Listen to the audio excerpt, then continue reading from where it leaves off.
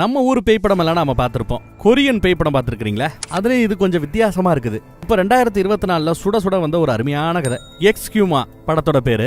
ஒருத்துன்னு நினைக்கிறேன், நீங்களும் பாருங்க, உங்களுக்கே தெரிய வரும். இந்த படத்தோட ஸ்டார்டிங் சீன்ல பேயோட்டுறவ ஒரு அசிஸ்டன்ட் 2 பேரை காட்டுறாங்க. மாயம், மந்திரம், சடங்கு, அமானுஷ்யமான பிரச்சனைகளுக்கு தீர்வு காண்றது, இதுல எல்லாம் அவங்க 2 பேரும் எக்ஸ்பர்ட் போல தெரியுது. இவங்களை இப்ப கொரியாக்கு யாரு கூட்டிட்டு வந்திருக்கிறா அப்படின்னா, ஒரு பெரிய பணக்காரர் கூட்டிட்டு வந்திருக்கிறார். இவங்க வீட்டு குழந்தை பிறந்ததுல இருந்து விடாம அழுதுகிட்டே இருக்குதான். அதோட அழுகையை நிப்பாட்டுறதுக்காக இவங்க டாக்டர்ஸ் பல பேரை ட்ரை பண்ணிருக்காங்க. இவ்வளவு பெரிய டாக்டர் வந்தாலும் அந்த குழந்தை ஏன் விடாம அழுதுகிட்டு இருக்குங்கிறதுக்கான காரணத்தை மட்டும் கண்டுபிடிக்க முடியல. இந்த வழி இல்லாம அறிவியலுக்கு அப்பாற்பட்ட இந்த அமானுஷ்யத்தை விசாரிக்கிறதுக்காக இவங்க 2 பேரை கூட்டிட்டு இருக்காங்க. நாங்க கொஞ்சம் தனிமையா குழந்தை கூட இருக்கணும்னு சொல்லிவிட்டு குழந்தையுடைய அம்மாவை, மேனேஜரை, தாட்கள் எல்லாத்தையும் வெளியில விட்டுவிட்டு இவங்க உள்ள சில பல சடங்குகளை செய்யறாங்க. இந்த குழந்தை ஏன் விடாம அழுதுகிட்டு இருக்குங்கிறதுக்கான காரணத்தை கண்டுபிடிச்சிட்டாங்க. இந்த குழந்தை எப்படி விடாத அழுதுகிட்டு இருக்குதோ இதே மாதிரி கண்டிஷன் உங்க குடும்பத்துல வேற யாருக்காவது இருக்கா அப்படின்னு கேட்டா, குழந்தையுடைய அப்பாவுக்கோ இல்ல குழந்தையுடைய தாத்தாவுக்கோ இல்ல வேற யாருக்காவது அப்படின்னு கேட்கும்போது இவங்க கிட்ட மௌனம் மட்டுமே பதிலா வருது. குழந்தையுடைய தாத்தா கூட கிட்டத்தட்ட அந்த மாதிரி தான் இருக்கிறார். வீல் சேர்ல ஒரு மாதிரியா படுத்து கிடக்கிறார். அடுத்து இவங்க இந்த பணக்காரங்களோட வீட்டுக்கு போறாங்க. பெரிய அரண்மனை மாதிரி இருக்கு, பெரிய பேலஸா பங்களாவா. உள்ள போய் பார்த்தா வித்தியாசமான குழந்தையுடைய அப்பாவை காட்டுறாங்க. இந்த பார்க்கோட கூட பிறந்த அண்ணன் ஒருத்தன் மென்டல் ஹாஸ்பிட்டலுக்கே போயிட்டானா. என்ன டார்ச்சர் பண்றதுக்காக அது வந்துச்சு, இப்ப என் குழந்தைய டார்ச்சர் பண்றதுக்காக அது வருது அப்படிங்கிறாப்ல. எப்ப எல்லாம் கண்ணை மூடுறாங்களோ இப்பெல்லாம் இவரால மூச்சு விட முடியாதான். ஏதோ ஒண்ணு எங்களை துரத்திக்கிட்டு இருக்கு அப்படின்னு ஃபீல் பண்றாப்ல சொல்றாரு. உங்க வீட்டுக்கு வந்ததுமே என்னால அதை ஃபீல் பண்ண முடிஞ்சதுன்னு இவளும் சொல்றா, ஹீரோயினும் சொல்றா. இதை எங்களோட மெடிக்கல் டேர்ம்ல கிரேவ் காலிங்னு சொல்லுவாங்களாம். முன்னோர்களோட எரிக்கப்படாத புதைக்கப்பட்ட சடலங்கள் இருக்குல்ல, இங்க இருந்து இந்த அறைகூவல் விடுக்கப்படுமா. சரி, இப்ப நான் என்ன பண்ணணும் அப்படின்னு கேட்டா, எல்லா வேலையும் எங்களால பண்ண முடியாது. இந்த பணத்தை தோண்டி எடுக்கிற ஒரு டீம் இருக்குல்ல, அவங்களை கூப்பிடுங்க, அவங்களுக்கு பேமெண்ட் பண்ணுங்க, வந்து எனக்கு பணக்கெல்லாம் எடுத்து கொடுக்கணும், நாங்க சொல்றதை செய்யணும். உடனே அவரும் கால் பண்ணி பணத்தை போட்டுட்டு ஒரு டீமை வர சொல்றாரு. போடல அப்பா பெரிய அமௌண்ட் பேசியிருக்காங்க. அதனால அவங்களும் பாடியை தோண்டலாம்னு முடிவு பண்றாங்க. ஹீரோயினுக்கு நிறைய பேய்களோட பிரசன்ட் தெரியறதா சொல்றா. அவ உணர்ந்தது இந்த பார்க்கோட அவங்களோட அழைப்பா கூட இது இருக்கலாம் அப்படின்னு நினைக்கிறாங்க. அதனால பார்க்கோட அம்மாவோட சவப்பெட்டிய ஓபன் பண்றாங்க. அந்த அம்மாவோட பாடி கிடைச்சிருச்சு. அங்க இந்த டீமோட லீடர் ஒருத்தர் இருப்பாரு, வயசானவர். அவர் கொஞ்சம் விவரமான ஆள் மாதிரி தெரியுது. அவர் தொழிலே என்னன்னா, பாடிகளை எந்த மாதிரி இடத்துல புதைக்கலாம், இந்த மாதிரி இடத்துல வீடு கட்டலாம், இந்த மாதிரி நிலத்தை ஆராய்ச்சி பண்ணி எடுத்து சொல்லக்கூடிய ஒருத்தர். இவரோட பொண்ணும் இன்ஜினியரிங் படிச்சுட்டு ஜெர்மனில வேலை பார்க்கறாளா. இப்ப பாட்டியோடைய எலும்பு கூடுகள் எல்லாத்தையும் எடுத்தாச்சு. இந்த பாட்டியோடைய பல்ல வந்து யாரோ எடுத்துருக்காங்க. யார் எடுத்து வச்சிருக்கிறதுன்னு விசாரிக்கிறாரு. புதைக்கும் போது அவர் இருந்திருப்பார் போல தெரியுது. எல்லா பேரும் சுத்தி முத்தியும் பார்த்தா பேராண்டி ஒருத்தர் இருக்கிறான். பாட்டியோட நினைவா அந்த செட்டுப்பல்ல நான் தான் எடுத்து வச்சிருக்கிறேன் அப்படிங்கிறான். தம்பி, அதெல்லாம் சரிப்பட்டு வராது, அதையெல்லாம் கொடுத்துரு, பாட்டியை எரிக்கணும்டா, அப்பதாண்டா உங்களால நிம்மதியா இருக்க முடியும், அது இதுன்னு சொல்லி குழந்தைய கன்வின்ஸ் பண்ணிடுறாங்க. அதுக்கப்புறம் பாடியை எடுத்தாச்சு, எரிக்கவும் செஞ்சாச்சு. அதுக்கப்புறம் குழந்தையுடைய உடம்புல ஏதாவது முன்னேற்றம் தெரியுதா அப்படின்னு பார்த்தா முன்னேற்றம் இல்லை. இப்போ பாட்டிமா ஒன்னால இந்த பிரச்சனை எல்லாம் வரல. பார்க்கோட அம்மா பாடியை தானே எரிச்சிருக்காங்க. பார்க்கோட தாத்தா பாடி ஒன்னு இருக்குதான், மேபி அது கூட கூப்பிடலாம், அதை எரிச்சானோ அப்படின்னு யோசிக்கிறாங்க. அவரோட பாடியை எங்க போச்சிருக்கீங்கன்னு கேட்டா, ஊருக்கு ஒதுக்குவரமா இருக்கிற ஒரு பெரிய மலை உச்சியில அவரு போச்சு வச்சிருக்காங்க இதுக்கு முன்னாடி இருந்தவங்க. அதை எடுக்கணும் எரிக்கணும்னு சொல்லும் போது பார்க்கப்பட்ட ஒரு கண்டிஷன் என்னன்னா, பெட்டியை ஓபன் பண்ணக்கூடாது. பாட்டியோட பெட்டியை ஓபன் பண்ணி அந்த எலும்புகளை மட்டும்தான் எரிச்சாங்க இல்லையா. இங்க என்ன சொல்றாருன்னா, பெட்டியை ஓபன் பண்ணாம மொத்தமா பெட்டியோட எரிக்கணும், அதுவும் தோண்டி எடுத்ததும் எரிக்கணும் அப்படின்னு கேட்டுக்கிறார். இவங்களும் சரின்னு ஒத்துக்கிட்டு தான் அங்க வராங்க. ஒரு பாடியை புதைப்பதற்கு முழுக்க முழுக்க ஏத்த இடமே கிடையாதுன்னு சொன்னா இந்த இடத்த தான் சொல்லலாம். இந்த மாதிரி ஒரு இடத்துல ஏன் பாடியை போச்சிருக்காங்கன்னு இவங்களுக்கு கன்ஃபியூஷன். அதே மாதிரி பாடியில வந்து இன்னாரோட அப்பா, இன்னாரோட தாத்தா, பிறப்பு இப்போ, இறப்பு இப்போ, இதெல்லாம் எழுதிருக்கணும்ல, அது எதுவுமே எழுதாம மொட்டையா இருக்கு நடுகல். அதுல ஏதோ சில லாட்டிடியூட் லாங்கிடியூட் நம்பர் மாதிரி ஏதோ தான் எழுதிருக்குது. இதெல்லாம் பார்த்ததுமே பெரியவர் இல்ல இல்ல இதை நான் தோண்ட மாட்டேன், ஏதோ தப்பா தெரியுது, நான் தோண்ட மாட்டேங்கிறாரு. எதை தோன்றோம்னே தெரியாத இடத்துல பிரச்சனை ரொம்ப பெருசா இருக்கும், உங்க குடும்பத்துக்கு ஆகாது, எங்களுக்கு ஆகாதுங்கிறாரு. இவே முடியாதுன்னு நிக்கிறார். காசு கிடைக்குமே அப்படின்னு டீம் ஆட்கள் எல்லாம் சொல்லி பாக்குறாங்க. இப்பயும் முடியாதுங்கிறாரு. அப்ப அந்த பொண்ணு ஹீரோயின், ஏன் இவரை விட்டா தோன்றதுக்கு ஆளே இல்லையான்னா, காசு கொடுத்தா யார் வேணாலும் வருவாங்க தோன்றதுக்கு, சரிங்களா, இல்ல வேற டீமை கூப்பிட்டுட்டுமான்னு இவ கேட்கிறா.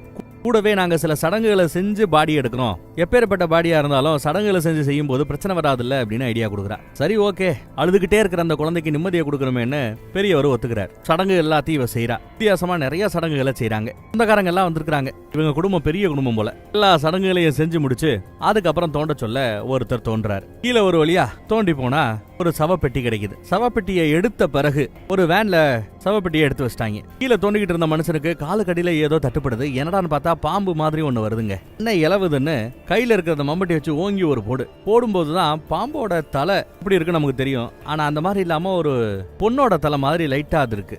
செகண்ட்ல காட்டிட்டு அதை மறைச்சிடறாங்க. அவரு சரி ஓகே பிரச்சனை இல்லைன்னு எந்திரிச்சு வந்துட்டார். 4 வண்டி கிளம்பிடுச்சு. ஆனா போற வழியில ஜோருன்னு விடாது மழை. இந்த மாதிரி மழை பெஞ்சுக்கிட்டு இருக்கும்போது எரிக்க கூடாதுன்னு அவங்களுக்கு ஒரு சடங்கு இருக்கும் போல. அதனால எரிக்க வேண்டாம், மழை நின்ன பிறகு எரிச்சுக்கலாம். அதுவரை சவப்பெட்டிகளை அடுக்கி வைக்கிற இடத்துல நாங்க அடுக்கி வச்சிருக்கிறோம், கண்டிப்பா பெட்டியை திறக்க மாட்டோன்ற உத்தரவாதத்தின் பேர்ல பார்க்கு கிட்ட என்ன சொல்றீங்கன்னு கேட்க பார்க்கும் சார் இன்னும் ஒத்துக்கிறார். பெட்டியை உள்ள கொண்டு போய் சேஃபா அடுக்கி வச்சிட்டாங்க. ஆனா சொந்தக்காரங்க எல்லாரோட மூஞ்சிலையும் ஒரு பீதி தெரியுது.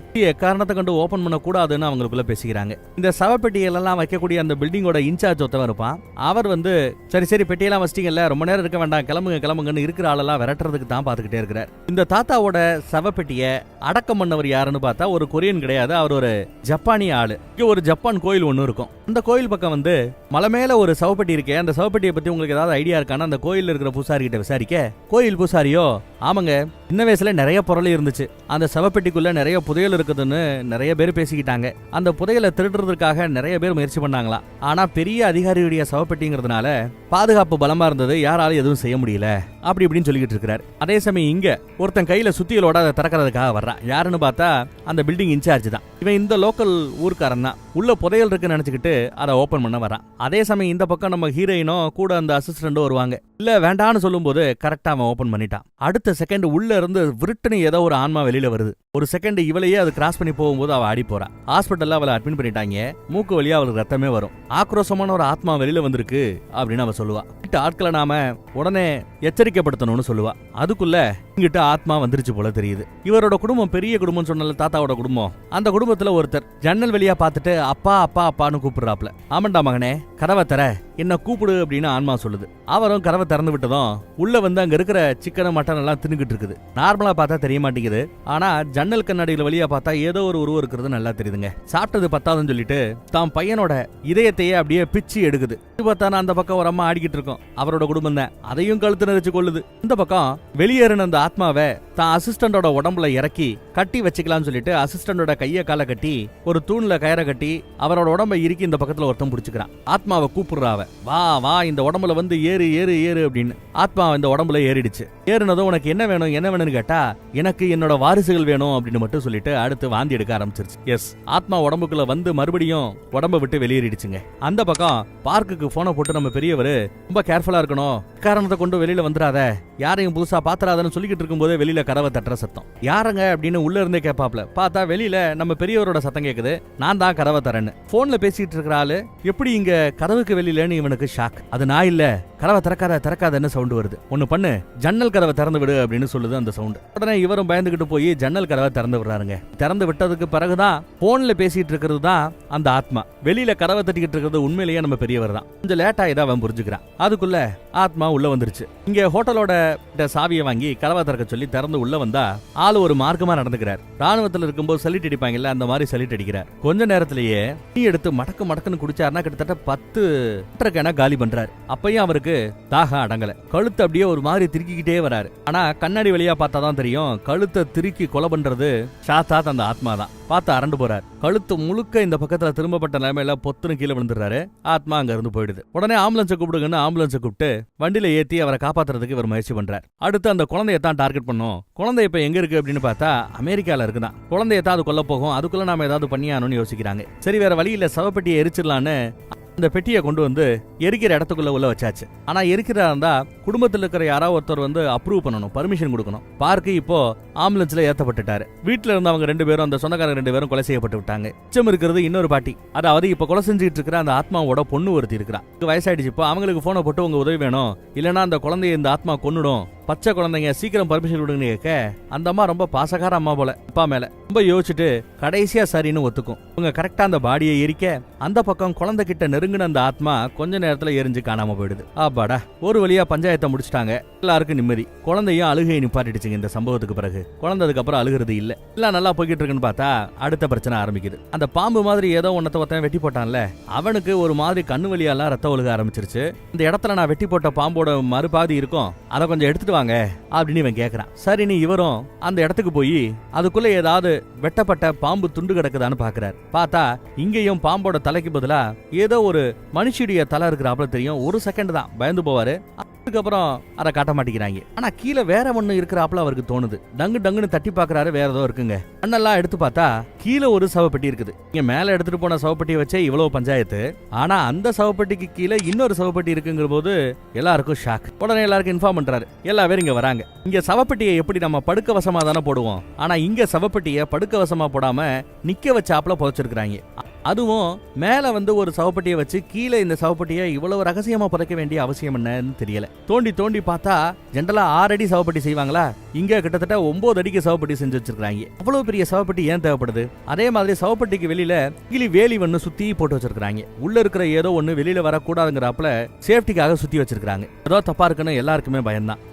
எடுத்து கொண்டு போவோம் சொல்லிட்டு அதை வண்டியில ஏத்தி எடுத்துட்டு போயிட்டு இருக்காங்க. வண்டிக்குள்ள வச்சு டிக்கிய முற முடியாது, ஏன்னா அவ்வளவு பெருசு. இதுல ஒரு கோயில் இருக்குல்ல, ஜப்பானிய கோயில், அங்க கொண்டு போய் பூசாரி கிட்ட கொஞ்சம் பர்மிஷன் வேணும், அர்ஜென்ட்னு பர்மிஷன் கேட்கிறார். ஒரு சவப்பெட்டியை கொஞ்ச நாள் ஒரு ராத்திரி வரைக்கும் வச்சிருந்தா போதும்னு சொல்ல சரின்னு அவரை அலோவ் பண்றாரு. சவப்பெட்டியை உள்ள வச்சிட்டாங்க. ஆனா இத்தா தண்டியா போனதும் அவரே பயந்துறாரு, என்னடா அது அப்படின்னு. அந்த பொட்டியை சுத்தி உப்பு கொட்டுறாங்க. அதுக்கப்புறம் குதிரையுடைய ரத்தத்தையும் சுத்தி கொட்டி வைக்கிறாங்க. காலையில விடிஞ்சதும் முத வேலையா இதை எரிச்சிடணும்னு பேசி முடிவு பண்ணிட்டு அப்படியே சாப்பிட்டுட்டு எல்லா பேரும் படுக்கிறாங்க. திடீர்னு பார்த்தா ஏதோ வித்தியாசமான சத்தம் கேக்குது. ஹீரோயின் ஒரு காருக்குள்ள உட்காந்து யார்ட்டையோ போன் பேசிட்டு இருப்பா. போன் பேசிட்டு அப்படியே தூங்கிடுறா கார்லயே. பூசாரி தான் ஃபர்ஸ்ட் டார்கெட். பூசாரி செத்து போயிட்டார். ஆனா அவரோட ஆவி நம்ம பையனோட நெஞ்சில ஏறி நின்னுகிட்டு ஏன் ஈரலையே அத்து எரிஞ்சிருச்சு அது அப்படின்னு கத்திக்கிட்டு இருக்கும். இந்த ஆத்மா அப்படியே நம்ம அதை ஃபீல் பண்ணிருப்போம் நினைக்கிறேன். தூங்கிக்கிட்டு இருக்கும்போது திடீர்னு நம்மளால நகரவே முடியாது, ஏதோ ஒண்ணு நம்ம மேல அழுத்துறாப்புல ஒரு ஃபீல் பண்ணுவோம். கிட்டத்தட்ட அந்த ஃபீல் தான். அவன் கையிலேயே ஏதோ ஒரு மந்திரத்தை ஓம்ங்கிறாப்புல ஏதோ எழுத ஆரம்பிக்க அது போயிடுது. அதுக்கப்புறம் வெளியில இணையா நடக்குதுன்னு போய் சத்தமில்லாம சுத்தி முத்தி பார்த்தா அங்க பக்கத்துல பண்ணை இருக்கும். அந்த பண்ணையில இருந்த ஏகப்பட்ட பண்ணிகளை கிழிச்சு போட்டுட்டு இங்க இருந்த ஒருத்தரோட தலைய மட்டும் தனியா பிச்சு எரியுது. ஒண்ணு பார்த்து மிரண்டு போற, என்னவா இருக்கும் அப்படின்னு யோசிச்சுட்டு ஒரு கால் சவப்பெட்டிக்குள்ள இருந்து வெளியில வந்திருக்கோம்னு யோசிச்சுட்டு வந்து வராரு. இங்கதான் கார்ல நம்ம ஹீரோயின் தூங்கிட்டு இருப்பாளா, கதவை தட்டிட்டு சீக்கிரம் வான்னு கூட்டிட்டு ஓடி போய் வெளிப்பக்கமா பூட்டு இருக்கு, பூட்டு போட்டு புடப்பட்டிருக்குது. சாவி போட்டு பூட்டை திறந்து உள்ள போய் பார்த்தா சவப்பெட்டி ஓபன் ஆயிருக்குங்க. சீலிங்க உடச்சுக்கிட்டு அது வெளியில போயிருக்கு. 2 பேரும் மிரண்டு போறாங்க. நான் மத்தவங்களை போய் எழுப்புறேன் அப்படின்னு சொல்லிட்டு இவன் ஓடி போய் மத்தவங்களை எழுப்ப வெளியில வந்துட்டான். இவன் மட்டும் உள்ள இருக்கும்போது மறுபடியும் அந்த ரூபம் பக்கத்துல வந்துருச்சு. வாசல் பக்கம் நிக்கிறது. தலை தெரியல, பாடி மட்டும் தான் தெரியுது. உள்ள மனித வாடை அடிக்குதே அப்படின்னு கேட்டா, மனிதர்கள் யாராவது இருக்காங்களான்னு கேட்டா, நான் மனுஷி இல்ல, நான் உங்களோட அடிமை, உங்களுக்கு என்ன வேணும்ன்றாப்ல ஒரு பில்டப் போடுறா. சவப்பெட்டிக்குள்ள என்னோட ஹெல்மெட் கிடக்குது, அது வேணும். அப்புறம் எனக்கு மீன் செஞ்சு கொடு, அது எதுன்னு கேக்குது. எல்லாம் செஞ்சு தரேன் சீனை போடுவா. பார்த்தா சீலிங் வழியா பாத்துருச்சு. இல்ல மனிதர்களே இல்லன்னு மனுஷி நீ என்ன ஏமாத்த பாக்குறியான்னு அப்படியே விரட்ட ஆரம்பிக்க இவ அப்படியே தெரிச்சு ஓடுவா. பின்னாடியே அது விரட்டிக்கிட்டே வருது. அப்ப நம்ம அசிஸ்டன்ட் ஓடியா அந்த கையில ஒரு கடப்பாரை வச்சு நங்குன்னு குத்துவான். ஆனா கடப்பாரை உள்ள போகவே இல்ல. இப்பதான் அதோட உருவத்தை காட்டுறாங்க. அடிக்கு ஜெய்ஜாண்டிக்கா இருக்கு, எல்லாம் கொடூரமா இருக்கு, கண்ணு ஃபுல்லா ஓட்ட விழுந்து கிடக்கு. இந்த வயலோட வயித்துல ஓங்கி ஒரு குத்து. ஆகிற திருவாயில கூட அவன் ஓடுன்னு சொல்லிட்டு தான் கீழே விழுகிறான். இவ விழுந்த இடத்துல நிறைய வித்தியாசமான சிலைகளா இருக்குது. நாளையோ என்னவோ இவளை எதுவும் செய்யாம அது சில மந்திரங்களை சொல்லி கொஞ்ச நேரத்துல அப்படியே ஃபுல்லா நெருப்பா மாறி அப்படியே நெருப்புல சுத்த ஆரம்பிக்குது. அப்படி அது நெருப்புல அப்படியே வட்டமடிச்சுக்கிட்டு இருக்கும்போது பிளாஷ் மாதிரி நம்ம ஹீரோயினுக்கு நடந்த விஷயங்கள் அப்படியே குட்டி குட்டியா தெரிய ஆரம்பிக்குது. நம்ம பெரியவருக்கு கூட சில காட்சிகள் தெரிய ஆரம்பிக்குது. இதோட அர்த்தம் என்னன்றது ஒன்னும் புரியல. அசிஸ்டன்ட் கீழே வாயில இருந்து ரத்தம் கொப்பளிக்க கிடப்பான். ஆனா ஆம்புலன்ஸை கூப்பிடுங்க, காப்பாத்துங்க, ஹாஸ்பிட்டல்ல சேர்ப்போன்னு போராடுறா. ஹாஸ்பிட்டலுக்கு எல்லாரும் வந்துட்டாங்க. இத பார்த்து அவங்க 2 பேருக்கும் ஜுரம், குளுக்கோஸை ஏத்திட்டு இருக்காங்க. நியூஸ்ல என்னடான்னா அங்க பன்னிகளையும் அங்க இருந்த ஆட்களையும் கொலை பண்ணது ஒரு கரடின்னு சொல்லி கரடியை தேடிட்டு இருக்கிறதா சொல்றாங்க. ஹாஸ்பிட்டல்ல அந்த அசிஸ்டன்ட் உயிருக்கு போராடிக்கிட்டு இருக்கிறான். அங்க வச்சுதான் இவ சொல்றா, ஆத்மாக்களை என்னால உணர முடியும், ஏதாவது பண்ண முடியும். ஆனா இப்ப நம்ம ஃபேஸ் பண்ணிட்டு இருக்கிறது ஆத்மா இல்ல, அது ஒரு சாத்தான், அதை என்னால உணர முடியலன்னு சொல்லி வருத்தப்படுறான். இந்த பெரியவர் வேற இதுக்கு முந்தின ஒரு ஆத்மாவை எரிச்சு அமிச்சாங்க இல்ல, அப்ப அது ஏதோ ஒரு விடுகதை மாதிரி ஒன்னு சொல்லியிருக்கும். நிறைய வச்சு புலியோட இடுப்பா உடைச்சாங்களாம். இந்த மாதிரி ஏதோ ஒரு டயலாக் வரும் கொரியன்ல. அந்த கோயில்ல சவப்பெட்டிக்குள்ள புதையல் இருக்கிறதா சொல்லி நிறைய பேரு சவப்பெட்டியை தேடி வந்தாங்க. அப்படி தேடி வந்து தோத்து போனவங்களோட வெப்பன்ஸ் எல்லாம் அந்த கோயில்ல தான் கிடக்கும்னு பூசாரி அப்ப சொல்லிருப்பாப்ல. அங்க போய் அந்த வெப்பன் எல்லாத்தையும் நம்ம பெரியவர் பாத்துக்கிட்டு இருக்கிறார். பார்த்தா உள்ள இருந்து ஒரு புக்கு கிடைக்குது, கூடவே ஒரு போட்டோவும் கிடைக்குது. அந்த பக்கம் அசிஸ்டண்ட பெரிய ஆஸ்பத்திரிக்கு கூட்டி கொண்டு போய் காப்பாத்திட்டாங்களாம். உயிருக்கு ஒன்னும் ஆபத்து இல்ல, அவரோட முதுகுத்தண்டு தான் ஏதோ கொஞ்சம் டேமேஜ் ஆயிருக்கிறதா. அந்த போட்டோல இருக்கிறவங்க எல்லாருமே இங்க இருந்து அந்த சவப்பெட்டிக்குள்ள ஏதோ புதையல் இருக்குன்னு சொல்லிட்டு அதை எடுக்க வந்த ஆட்கள் தான். அவங்க பயன்படுத்தின ஆயுதங்கள் கூட இந்த போட்டோல ஓரமா இருக்கும் பாத்துக்கோங்க. அதே ஆயுதங்களை வச்சு மறுபடியும் அதே இடத்துல இவர் தோண்ட ஆரம்பிக்கிறார். இந்த பக்கம் நம்ம ஹீரோயினோட தங்கச்சிமார்கள்லாம் வந்திருக்காங்க. தங்கச்சிமாருக, அக்காமாருக எல்லாம் ஒன்னா சேர்ந்து அவங்க அந்த வயலுக்காகன்னு ஏதோ ஒரு பூஜையை பண்ணிட்டு இருக்காங்க. அவன் உடம்புல இருந்து ஏதோ வயசான ஒரு ஆளோட உடம்புல இருந்து வரக்கூடிய வாடை வருதான். மீனை சமைச்சு கொண்டு வந்திருக்காங்க. மீனை நம்மளே சாப்பிடலாமான்னு இவங்க படுத்து கிடக்கிற அந்த பயலோட காதுபட பேசிட்டு இருக்காங்க. மீன் எனக்கு வேணும் எனக்கு வேணும்னு மயக்கத்துல கிடக்குறவன் பேச ஆரம்பிக்கிறான், முணங்க ஆரம்பிக்கிறான். சாப்பிடணும்னா அவங்க எந்திரிச்சு தான் சாப்பிடணும், என்ன வாயில வச்சு ஊட்டி விட முடியும் அப்படின்னு இந்த பொண்ணுங்க அவர் காதுபட பேச எவ்வளவு டெம்ப் பண்ணாலும் இவன் அதை சாப்பிடல. என் மாஸ்டருக்கு தான் அந்த மீன் பிடிக்கும்னு சொல்றான். உன் மாஸ்டர் யாருன்னு கேட்டா கண்ணை முழிச்சிடறாப்ல. 10,000 பேரை கொலை பண்ணி உன்னதமான ஒரு இடத்துக்கு போனவர் தான் என்னோட மாஸ்டர், அவரோட சக்தி அபரிவிதமானதுன்னு எடுத்து சொல்லிட்டு இருக்கிறான். ஆக நாம பார்த்தோம்ல அந்த 8 அடி மான்ஸ்டர், அதோட அடிமையோட ஏதோ ஒரு ஆவிதான் இந்த பயலோட உடம்புல புகுந்துருக்குன்னு நாம எடுத்துக்கலாம். இப்போ அந்த மாஸ்டர் உன்னோட மாஸ்டர் எங்க அப்படின்னு கேட்டா அவன் ஜிரிக்கிறான். இந்த பக்கம் நம்ம பெரியவர் தோண்டிக்கிட்டு இருக்கிற இடத்த காட்டுறாங்க. பெரியவர் அவர் கையில லாட்டிடியூட் லாங்கிடியூட் பாக்குற டிவைஸை வச்சிருக்காரு. இடத்த துல்லியமா பார்க்கக்கூடிய ஒரு டிவைஸ். அதே மாதிரி இந்த பக்கத்துல இந்த பயலும் படுத்து கிடக்கிறவன் அதே மாதிரி லாட்டிடியூட் லாங்கிடியூட் தான் சொல்றான். 38.34 128.3 கரெக்டா அந்த இடத்துல தான் பெரியவர் தோன்றாரு. தோன்றுனா அந்த மண்ணுக்குள்ள நேத்து நம்ம பார்த்த அந்த 9 அடி ராட்சசன் அசால்ட்டா படுத்து கிடக்கான், தூங்குறான். மாஸ்டர் என்ன பாருங்க, என்னோட பாடியை நீங்க ஏத்துக்குங்க அப்படின்னு இவன் கத்துறான். அவரை தான் பாடிக்குள்ள வர சொல்லி கூப்பிடுறான். இந்த பக்கம் ஹாஸ்பிட்டல்ல இவ்வளவும் பேசும்போது அவன் உடம்புல ஏதோ ஒரு மந்திர சீட்டை வச்சிருப்பாங்க. அந்த மந்திர சீட்டை எடுத்ததுமே அந்த பையன் நார்மல் மோடுக்கு வந்துடுறான். அந்த சீட்டை உடனே அவங்க தீயில எரிச்சிடுறாங்க. என் உடம்புக்குள்ள இருந்தது ஒரு ஜாப்பனீஸ் ஸ்பிரிட்டா, அதை இவங்க இப்போ ஓட்டிட்டாங்களோ, எரிச்சிட்டதுனால அது போயிடுச்சோ அப்படின்னு தோணுது நமக்கு. ஆனா கதை எப்படி வேணாலும் போகலாம். பெரியவர் பார்த்தா இந்த பக்கத்துல குடங்குடமா வாந்தி எடுத்துக்கிட்டு இருக்கிறாரு. இவங்க எங்க இருந்து தோண்டி எடுத்துட்டு வந்தாங்களோ அந்த மான்ஸ்டர் அதே இடத்துல போய் உக்காந்துக்குச்சு. அது சரி, நீங்க ஏன் அங்க போனீங்க, உங்களை அது ஏதாவது பண்ணியிருந்தா அப்படின்னு கூட இருக்கிறவங்க கேட்கறான். என் தலைக்குள்ள அந்த ஒரு வார்த்தை மட்டும் தான் திரும்ப திரும்ப ஓடிக்கிட்டு இருக்குது. நரி புலியோட இடுப்பை உடைச்சிருச்சான். அந்த டயலாகே திரும்ப திரும்ப சொல்லிட்டு இருக்கிறாப்ல. அதோட அர்த்தம் என்ன அப்படின்னு யோசிக்கிறார். அடுத்து இவங்க எல்லாம் ஹாஸ்பிட்டல் உட்காந்து டிஸ்கஸ் பண்ணிட்டே இருக்கிறாங்க. இந்த பழமொழிக்கு என்ன அர்த்தம், பேசாம இங்க ஊரை காலி பண்ணிட்டு போயிடுமா வச்சிருவோன்றதெல்லாம் பேசிட்டு இருக்காங்க. ஆனா பெரியவர் மட்டும் இல்ல, இந்த நிலம் நம்மளோட நிலம், நம்மளோட நாடு, நம்மளோட பிள்ளைங்க பேர பிள்ளைங்க எல்லாம் இங்கதான் சுத்தி திரிய போறாங்க. இந்த மாதிரி ஒரு பெரிய மான்ஸ்டர் இந்த இடத்துல வச்சிட்டு இருக்கிறது நமக்கு நல்லது இல்ல, ஏதாவது பண்ணி ஆனுங்கிறாரு பெரியவர். அந்த பொண்ணு இது ஒரு சாதாரண மாவோ ஆவியாவோ இருந்தா நம்மளால விரட்ட முடியும், இது எல்லாம் படுபயங்கரமா இருக்குது, இது ஒரு ஜாப்பனீஸ் ஸ்பிரிட் வேற. இது இவங்க கொரியன் ஆவிகளை தான் டீல் பண்ணிருக்காங்க, இது ஜாப்பனீஸ் நாட்டை சேர்ந்தது, இன்னும் ஆக்ரோஷமா இருக்குது, பெருசா இருக்குது, என்னால அதை விரட்ட முடியாது, வேணும்னா அது இருக்கிற இடத்துல இருந்து அதை என்னால கொஞ்ச நேரத்துக்கு வெளியில கொண்டு வர முடியும், உங்களுக்கு வேண்டிய நேரத்தை என்னால கொஞ்சம் வாங்கி கொடுக்க முடியும், அதுக்குள்ள என்ன பண்ண முடியும்னு பாக்கலாங்கிறாங்க. ஆனா ஏன் திரும்ப திரும்ப அது அங்க உட்காருது, அந்த இடத்துல அது அப்படி என்னத்தை பாதுகாக்குது, அதை தெரிஞ்சுக்கணுங்கிறாப்ல பேசிட்டு இருக்காங்க. அதே சமயம் இங்க படுத்த படிக்க கிடக்குறான்ல, அவன் ஒரு மாதிரி துடிக்க ஆரம்பிக்கிறான். டாக்டர்ஸரை கூப்பிட்டு விட டாக்டர்ஸ் மறுபடியும் அந்த குத்துவாங்கின இடத்துல தையல் போட்டு விடுறாங்க. அப்ப நல்லா நோட் பண்ணி பார்த்தா அவன் உடம்பு முழுக்க அவன் டாட்டு போட்டிருப்பான். ஆனா அந்த மான்ஸ்டர் குத்துன இடத்துல பாத்தீங்கன்னா டாட்டு இருக்காது. அதாவது எங்க உடம்புல டாட்டு இல்லையோ அந்த இடத்துல தான் அது குத்தி இருக்குது. இந்த டாட்டுவெல்லாம் இந்த மாதிரி தீய சக்திகள் இருந்து தன்னை பாதுகாக்கிறதுக்காக அவன் போட்டுக்கிட்ட டாட்டூஸ். அப்ப இது கொஞ்சம் எஃபெக்டிவா வேலை செய்யுதுன்னு அர்த்தம். டாட்டு இல்லாத பகுதியில தான் அது தொட்டு இருக்குது, குத்தி இருக்குது இல்லையா, அத அந்த பொண்ணு நோட் பண்றா. நிறைய மீன்களை வண்டியில ஏத்திட்டு இவங்க அந்த இடத்துக்கிட்ட போய்கிட்டு இருக்காங்க. இங்க நம்ம ஆட்கள் பார்த்தா உடம்பு முழுக்க டாட்டு போட்டுட்டு தான் அங்க வராங்க. கரடியோட நடமாட்டம் இங்க இருக்கு, இந்த பக்கம்லாம் போகக்கூடாதுங்கிறாப்ல அரசு அதிகாரிகள் சில பேர் அங்க வந்து நிக்கிறாங்க. ஏதோ போய் சொல்லி அந்த செக் பாயிண்ட தாண்டி உள்ள போறாங்க. அதே இடத்துக்கு வந்தாச்சு. மீன் அந்த பள்ளத்துல தூக்கி போடுறாரு. அடுத்து அதை ஃபாலோ பண்ணி வர்றதுக்காக அடுத்தடுத்த மீன்களை வரிசையா போட்டுக்கிட்டே வராங்க. இவ்வளவு ஒரு மரத்தையே ஒத்து பாத்துக்கிட்டு இருக்கிறா. பெரிய கயிறு ஒண்ண வச்சிருக்கிறா.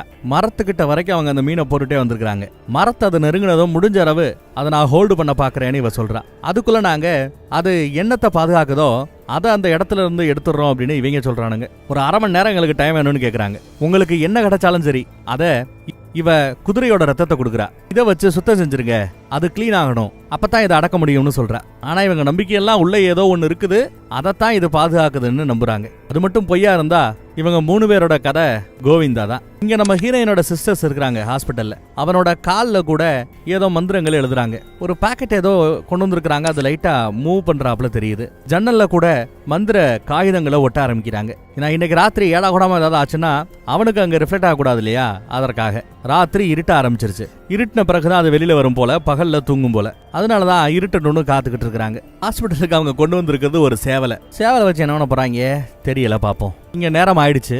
எதிர்பார்த்தபடி தூங்கிக்கிட்டு இருந்த அந்த ராட்சசன் எந்திரிச்சிட்டான். மீனோட வாடையை பிடிச்சு ஒவ்வொரு மீனா சாப்பிட்டுட்டு இந்த பக்கத்துல ஃபாலோ பண்ணி வர போறான். இந்த பக்கம் மீன் எடுத்து அது தின்ன, இந்த பக்கம் ஹாஸ்பிட்டல்ல இவன் அதை சுவைக்கிறாப்புல சுவைச்சுக்கிட்டு இருக்கிறான். ஹீரோயின் அந்த மரத்துக்கிட்ட வந்துட்டு மரத்துக்குள்ள சுளிகளை பத்த வச்சு அப்படியே உள்ள போட்டு விடுறா. காட்டுக்குள்ள ஒரு மாதிரி புகைய கிளப்ப ஆரம்பிக்குது. அது மரத்துக்கு பின்னாடி ஒளிஞ்சுக்கிறா. ஒவ்வொரு மீனா அந்த சாத்தான் தின்னுட்டு அப்படியே முன்னோக்கி வர ஆரம்பிக்குது. மரத்துக்கு பக்கத்துல வந்துருச்சு. அது மரத்துக்கு பக்கத்துல போனதும் இவங்க அந்த இடத்துல தோண்ட ஆரம்பிச்சிட்டாங்க. மரத்துக்கு பின்னாடி இருந்து மரத்தின் ஆத்மா பேசுறாப்ல, யாரது? என் மலையோட தன்மையில மாற்றம் உண்டாகுது, யாரு என்ன டிஸ்டர்ப் பண்றதுங்கிறாப்ல கேக்குறா. இது ஒண்ணும் உன்னோட மலை இல்லையே அப்படின்னு இவன் பேசுறான். இது என்னோட மலைதான்னு அவ பேசுறா. எனக்கு ஏன் இன்னும் துப்பாக்கி சண்டைகளையும் கத்தி சண்டைகளோட சத்தம் கேட்கல அப்படின்னு அது கேக்குது. யுத்தமெல்லாம் முடிஞ்சு ரொம்ப நாள் ஆச்சுன்னு இவ சொல்றா. எங்களோட யுத்தம் முடியலன்னு இது கத்துது. இந்த பக்கம் நம்ம ஆட்கள் அந்த இடத்துல வேக வேகமா தோண்டிக்கிட்டு இருக்காங்க. நீங்க இருப்பதற்கான காரணம் என்னன்னு அவ கேக்குறா. அந்த நரி என்னை ஏமாத்தி அந்த கோயில்ல சிறபடிச்சிருச்சு அப்படின்னு சொல்லுது இந்த ஆத்மா. அந்த ராட்சசனும் ராயல் மேன்ஷன்ங்கிற இடத்துக்கு என்ன கூட்டிட்டு போறதுக்கு பதிலா இந்த கேவலமான இடத்துல என்ன புதைச்சு வச்சதுல இப்ப ஒரு குடும்பமே வரிசையா செத்துக்கிட்டு இருந்துச்சுல, பார்க்குங்கிறவரோட குடும்பம், அவங்க தான் காரணமா இருக்கணுங்கிறாப்ல இது கம்ப்ளைண்ட் பண்ணுது. எனக்கு யுத்தம் வேணும், அதுக்கு நான் வடக்கு நோக்கி போகணும்னு புலம்பிக்கிட்டு இருக்குது. இந்த பக்கம் இவங்க எவ்வளவு தோணினாலும் உள்ள இவங்க எதிர்பார்த்தாப்ல எதுவுமே இல்ல. இதுல இவங்க விரக்தி ஆயிடுறாங்க. யார் நீ, ஏங்க இருக்கிறன்னு திரும்ப திரும்ப இவ கேட்டதுல இந்த நரி எனக்கு சாபம் கொடுத்துட்டான், நான் கண்டிப்பா இங்க இருந்து அதை பாதுகாத்தாகணும்னு அது சொல்லுது. நீ இன்னொரு மனுஷனோட சதையோட ஒட்டிக்கிட்டு இருக்கிறங்கிறது எனக்கு தெரியும், அவனை விடுவி அப்படின்னு சொல்லுது. பார்த்தா அது பக்கத்துல வந்து இவளை பாத்துருச்சு. இவ்வளவு நேரம் பேசிக்கிட்டு இருந்தது ஒரு மரத்தோட இல்ல ஒரு மலையோட ஆன்மா கூட இல்ல, ஒரு பொண்ணுதான் அப்படின்றத அது நோட் பண்ணிடுச்சு. இவளோட உயிருக்கு ஆபத்துன்னு வரும்போது நம்ம ஹீரோயினை பாதுகாக்கிறதுக்காக ஹீரோயினோட பாட்டிமா அவங்க இறந்து போனாலும் அவங்களோட ஆத்மா எப்பவுமே இவளுக்கு துணையா நிக்கும். இப்ப கூட பின்னாடி அதுதான் வந்து நிக்குது. இவ ஓடி போயிடுறா. பாட்டியம்மாவோட அம்மாவோட ஆன்மா பதட்டப்படாம எதுக்கு நிக்குது. இந்த பக்கம் சிஸ்டர்ஸ் 2 பேரும் ஏதோ மந்திரத்தை ஓத ஆரம்பிக்கிறாங்க. அந்த பக்கம் அவன் ஓடி வந்து ஒண்ணுமே கிடைக்கலமா, என்னமா இது அப்படின்னு புலம்புறான். அங்க எதுவுமே இல்ல அப்படின்னு பேசிட்டு இருக்கும்போது அந்த ராட்சசன் பறந்து வர்றான். அந்த குழிக்கு தான் வர்றான். இது தெரியாம நம்மால அங்க தோண்டிக்கிட்டு இருக்கிறாரு. ஒண்ணுமே கிடைக்கலையேன்னு அவர் புலம்பிக்கிட்டு இருக்கும்போது மேல வந்துட்டாப்ல. அங்க இருந்து வெளியில வாங்கன்னு இவங்க கத்துவாங்க. ஆனா அந்த மனுஷன் வெளியில வராம பெரியவர் அங்கேயே நிக்கிறாரு. அந்த நெருப்பு சுத்திக்கிட்டு இருக்கிறதையே விடாது பாத்துக்கிட்டே இருக்கிறாரு. அவரும் லேண்ட் ஆயிட்டாப்ல. அதுக்குள்ள பெரியவர் ஏதோ ஒரு ட்ரிக்கை கண்டுபிடிச்சிட்டாப்லன்னு நினைக்கிறேன். ஏதோ ஒரு மேட்டரை கண்டுபிடிச்சிட்டாரு. கீழே லேண்ட் ஆனதுமே அந்த மான்ஸ்டர், நீ பேசாம என்னோட அடிமையா இருக்கிறியா, எனக்கு வேலை பாக்குறியா அப்படின்னு கூப்பிடுது. அந்த பெரிய மனுஷனோட வயிற்றுக்குள்ள கைய விடுது ஈரலை எடுத்து சாப்பிடறதுக்காக. இவங்க கிடைச்சதா விட்டு எரியறாங்க. இப்ப நம்ம ஹீரோயின் கொஞ்சம் சுதாரிச்சு குதிரையோட ரத்தம் இருக்குல்ல அதை எடுத்து ஊத்த பாக்குறா. குதிரையோட ரத்தம் வேலை செய்யணும் நம்ம அடிச்சு சொல்ல முடியும். காரணம் என்னன்னா அந்த கோயில்ல இந்த சவப்பெட்டியை சுத்தி உப்பையும் குதிரையோட ரத்தத்தையும் சுத்தி வச்சிருந்தாங்க. அதனாலதான் அந்த குதிரையோட ரத்த கோட்டை தாண்டாம அது சீலிங்கை உடச்சுக்கிட்டு வெளியில போச்சு. அந்த ரத்தத்தை எடுத்து அது மேல ஊத்தி விட்டதும் ஆசிட்டு பட்டாப்புல அது அப்படியே கதறுது. குத்துன கையே எடுத்துருச்சது. இந்த பக்கம் ஹாஸ்பிட்டல் இருக்கிற பையன் உடம்பு எரியுதேன்னு அவன் கத்துறான். ஹெல்மெட்டை போட்டுட்டு அது ஓடிடுச்சுங்கிட்டு. இவங்க 2 பேரும் அவரை எழுப்புறதுக்குள்ள வந்து இவங்க 2 பேரோட கழுத்தையும் பிடிக்குது. இப்பதான் பிளாஷ்பேக்ல என்ன நடந்ததுன்னு காட்டுறாங்க. இவர் ஒரு ஜெனரலா இருந்தவர் தான். பழைய யுத்தத்துல எதிர் வீரர்களை கிட்டத்தட்ட 10,000 பேருக்கு மேல வெட்டி வீசி கொன்னவர். பேர்பட்ட இவருக்கு ரொம்ப கடுமையான தண்டனை கொடுக்கணும்னு எதிரணி காத்துக்கிட்டு இருந்தது. ஒரு கட்டத்துல அவர் சிக்க அவரோட தலையை மட்டும் தனியா வெட்டிட்டாங்க. அதுக்கப்புறமும் 10,000 பேரை கொன்னவன அப்படியே விட்டா எப்படி, ஏதாவது பண்ணணுமேனு சொல்லி வெட்டப்பட்ட அந்த உடல் உறுப்பை எல்லாத்தையும் ஒண்ணு சேர்த்து ஒரு பெரிய வால், அவரோட வால் தான் நினைக்கிறேன், அந்த வாலையே கழுத்துல இருந்து கால் வர நிக்கிறதுக்காக சொருகி, ஸ்டெபிலிட்டிக்காக சொருகி, அதுக்கு மேல அவரோட வெட்டப்பட்ட தலைய வச்சு இரும்பு நரம்புகளாலேயே தலைய உடம்போட சேர்த்து தச்சு ஜப்பானிய சில மந்திரவாதிகள் அது இதுன்னு ஓதி ஏதோ ஒரு சாபம் கொடுத்து அவரை அங்கேயே செட்டில் பண்ணியிருக்கிறாங்க. கிட்டத்தட்ட முழுக்க இவரோட இரும்பு ஹெல்மெட்டு, இரும்பு கவசம், இவர் வச்சிருந்த வாலு, இவர் கிட்டத்தட்ட ஒரு இரும்பு மனுஷனே சொல்லலாம். அதனாலதான் இரும்பு கடப்பாறை வச்சே அப்ப ஒருத்தவன் குத்தும் போது இவனுக்கு ஒன்னும் ஆகல. எப்பவுமே நெருப்புக்கும் தண்ணிக்கும் ஆகாது, அந்த மாதிரி இரும்புக்கும் மரத்துக்கும் ஆகாது. இவரோட பலவீனம் என்னங்கிறத கடைசியா நம்ம பெரியவர் கண்டுபிடிச்சிட்டார். இரும்பாலான இவருக்கு மரம் தான் பலவீனங்கிறத கண்டுபிடிச்சிட்டார். 2 பேரோட கழுத்தையும் அப்படி பிடிச்சு நெரிச்சுக்கிட்டு இருக்கும்போது மர கைப்பிடி இருக்கும்ல, அதை அப்படி காலில் ஓங்கி ஒரு குத்துனதும் ஆன அலரும். அந்த பக்கம் ஹாஸ்பிட்டல்ல படுத்திருக்கிறவனும் அலருவான். கைப்பிடியை தளர்த்திடுறாரு. எதுக்க பெரியவர் மட்டும் இருக்க பெரியவரோட முகத்தை அப்படியே இறுக்கி பிடிக்குது. அப்ப பின்னாடி இருந்த அசிஸ்டன்ட் கடப்பாறை அந்த பெரிய தோன்றது இருக்கும்ல இரும்ப வச்சு குத்துவான். அப்போ அவருக்கு ஒண்ணுமே செய்யாது. பின்னாடி அடிச்ச அசிஸ்டன்ட் அதை மறைச்சு பார்க்கும். அந்த கேப்ல இவர்கிட்ட தான் அந்த மர கைப்பிடி இருக்குல்ல, அதுலயே இப்ப அந்த குதிரையோட ரத்தம் வேற ஊத்தி விட்டாலா, அதை எடுத்து நல்லா மரத்துல தடவி விட்டு அதை வச்சு ஓங்கி ஒரு குத்து வெட்டுப்படுறது நல்லா தெரியுது. சும்மா கண்ணா அப்படின்னான்னு மரத்தை வச்சு வெட்டுறாரு. இந்த பக்கம் ஹாஸ்பிட்டல் இருக்கிறவனுக்கும் அந்த வலி எல்லாம் வேதனை எல்லாம் தெரிய வருது. ஹாஸ்பிட்டல் அவன் வாந்தி எடுக்கிற ரத்தம் எல்லாம் பிளாக் ரத்தம், கருப்பு ரத்தமா வாந்தி எடுக்கிறான். அவன் சேவலோட கழுத்த இருக்க அவங்க காத்துக்கிட்டு இருக்காங்க. ஒரு சிஸ்டர் வேண்டாம் ரத்தத்தை பாரு அது கருப்பு ரத்தம் அப்படின்னு சொல்ல சேவலோட கழுத்தை அவங்க அறுக்கல. பார்த்தா இங்க பெரியவர் அவர் வாந்தி எடுக்கிறாரு. அந்த ரத்தத்தையும் சேர்த்து மரத்துல எக்ஸ்ட்ராவா நல்லா தடவி குதிரை ரத்தம், மனுஷ ரத்தம், மரம் 3 சேர்ந்துற உடம்ப ஓங்கி ஒரு வெட்டு விட்டாரு பாருங்க, உடம்பு அப்படியே துண்டா போயிடும். அந்த ராட்சசன் அழிஞ்சா. இங்க ஹாஸ்பிட்டல்ல அம்மாள் தானா அப்படின்னு அவங்க செக் பண்ணி பாக்குறாங்க. பேரை சொல்லி கூப்பிடுறாங்க. நம்ம பையதான். அவன் உடம்போட இந்த சாத்தா வச்சிருந்த அந்த லிங்க் அறுபட்டு போச்சு. இந்த பக்கம் பெரியவரோ செத்துக்கிட்டு இருக்கிறாரு. ஹாஸ்பிட்டலுக்கு வேக வேகமா அவங்க கூட்டிட்டு போய்கிட்டு இருக்காங்க. ஹாஸ்பிட்டல்ல சேர்த்து விட்டுட்டு சாமியை கும்பிட்டுட்டு உட்காந்துட்டு இருக்காங்க. நியூஸ்ல பார்த்தா இதெல்லாம் செஞ்ச அந்த கரடியை கண்டுபிடிச்சிட்டதா புடிச்சிட்டதா நியூஸ்ல ஓடிக்கிட்டு இருக்குது. பெரியவர் முழுஸ்டாப்ல சாகல. இந்த வயசுலயும் வேகமா அவர் குணமாகிட்டு இருக்கிறார். நல்ல விஷயம். நம்ம அசிஸ்டன்ட் அவனும் தேறிட்டான். நொண்டி அவனும் இங்க வரான். எல்லாம் ஜாலியா உட்காந்து பீஸா சாப்பிட்டுட்டு இருக்காங்க. பெரியவரை உட்கார வச்சுக்கிட்டு, ஏண்டா இது ஹாஸ்பிட்டலா இல்ல ஹோட்டலா, எல்லாரும் உட்காந்து இங்க தின்னுட்டு இருக்கீங்கன்னு பெரியவர் கேட்கிறாரு. தலைவர் தெளிவாயிட்டாப்லன்னு நல்லா தெரியுது. அப்படியே மாதங்கள் உருண்டோடுது. எல்லாத்தையும் மறந்து எல்லாரும் அவங்களோட ரொட்டீன் வாழ்க்கைக்கு போயிட்டாங்க. ஆனாலும் இவரோட டான்ஸ்ல ஒரு தடுமாற்றம் தெரியுது. ஏன்னா அந்த அரக்கனோட ஷேப் அடிக்கடி இவளோட கனவுல வந்து லைட்டா அவளை டிஸ்டர்ப் பண்றாப்ல தெரியுது. இன்னும் சில மாதங்களானா அதை இவ கடந்து போயிடுவான் நம்பலாம். பெரியவரோட பொண்ணுக்கு இன்னைக்கு கல்யாணம். ஆனந்த கண்ணீரே வடிக்கிறாப்ல பெரியவர் கல்யாணத்தை பார்த்து. அப்புறம் எல்லாரும் சேர்ந்து ஒரு குரூப் போட்டோ எடுக்கலாமேன்னு முடிவு பண்றாங்க. சொந்தம் பந்தம் நண்பர்கள் எல்லாரும் ஒரே போட்டோல நிக்கணும்னு சொல்லி கூப்பிடுறாங்க. ஃபேமிலி போட்டோ எடுக்கிறீங்க, நாங்க எதுக்குன்னு கேட்டா இல்ல கண்டிப்பா நீங்க 3 பேர் வரணும்னு சொல்லி கூப்பிட இவங்களும் சரி என்ன போஸ்ட் கொடுக்க போறாங்க. எல்லாரும் வந்தாச்சப்பா இல்லைங்க பானு போஸ்ட் கொடுக்குறாரு. கேமரால அப்படி ஃபோக்கஸ் பண்ணி போட்டோ எடுத்தாச்சு. போட்டோ எடுத்து முடிக்க படமும் இங்க முடிஞ்சிருச்சுங்க. வேற ஒரு நல்ல கதையில மறுபடியும் சந்திப்போம். அதுவரை காத்துருங்க.